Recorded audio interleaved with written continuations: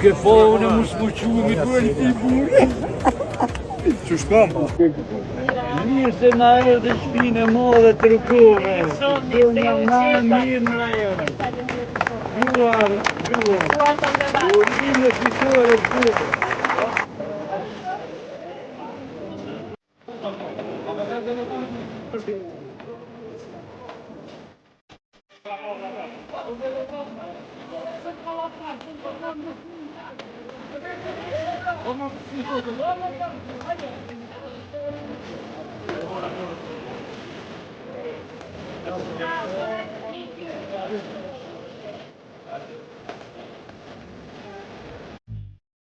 Qysh kanë me u duk këto investime, qysh modeli i Prishtinës ose disa shkollave të Prishtinës mësimit tërbitor mundet me ndihmu edhe ngritjen e kualitetit në mësim, por në përgjithësi, në momentin kur një familje e sheh që po i arsimon fëmijët në një sistem kualitativ, në momentin kur një familje e sheh që po shfrytëzon shërbime mjekësore kualitative, atëherë ka shumë ma shumë arsye me qëndru në Kosovë se sa me ikë prej Kosovës. Kështu që këto do t'jenë disa prej prioriteteve për tjerat vazhdon kryeministri.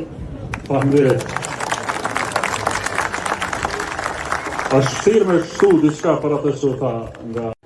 Unë jam Festina Maresi dhe pyetja ime është krejtësisht tjetër. Si komentoni zhvillimet e fundit në Skenderaj? Faleminderit.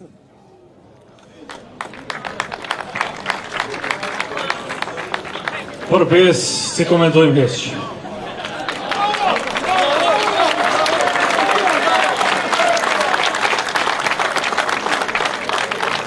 LDK-ja dhunë asë mbështet, dhunë nuk ofran, dhunën nuk e don.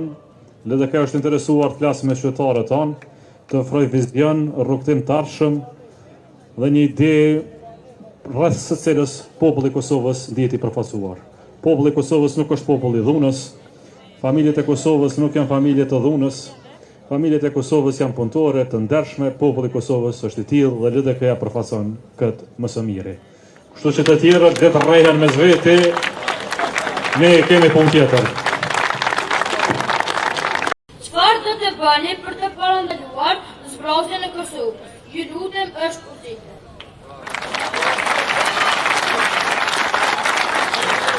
Ju e pat që dje dhe sot u bë lajmi publik që Kosova e ranguar ekonomikisht është në vendin e parafundit.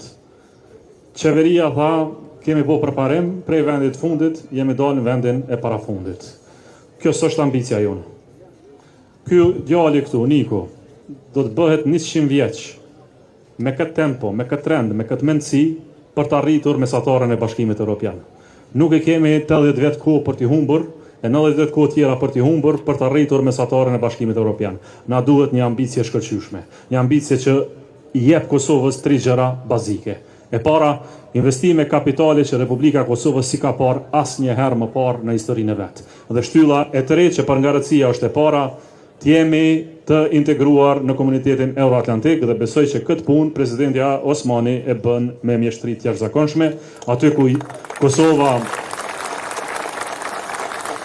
Kosova e ka vendin e vet identitar në mënyrë që hapat tonë të mëdhaj të kenë kuptim. Shtetësi, integrim, zhvillim i papar, këto janë 3 shtylla kryesore për cilat qëndrojmë, në mënyrë që mësuesit me nxënësit e vet, e familjet mes veti mos t'i thojnë miropafshim e të largohen nga ky vend i shkëlqyeshëm si Kosova, vend i jashtëzakonshëm me shumë mundësi, me popullsi të shkëlqyeshme, me familje të ndershme punëtore, por që i duhet një shtet që ka ambicie më të madhe e që turpërohet me thonë që kemi pas përparim se prej vendit fundit jemi dalë në vendin e parafundit të Evropës.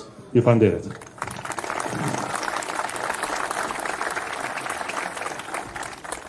E rëndësishme është që të flasin sy në sy. Është mikrofoni këtu, pyetni, diskutoni, jepni sugjerime.